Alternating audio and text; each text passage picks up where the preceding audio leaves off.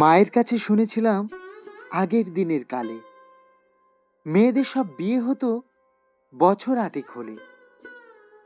কেউ বা আবার তারও কম, বরটা হতো বুড়ো। জ্যাঠা বাবার বড়ও হতো, কখনো থুতথুরো। বিয়ের পরেই বর মরত, বিধবা হতো মেয়ে। মাটি কামড়ে একাদশীতে মরত তৃষ্ণা নিয়ে। কেউ বা আবার জ্বলত চিতায় স্বামীর স্বর্গবাসে। এমন সময় দেবের দূত মহান সাগর আসে। মুখ্য মেয়ের চোখে জ্বালেন শিক্ষা দ্বীপের আলো।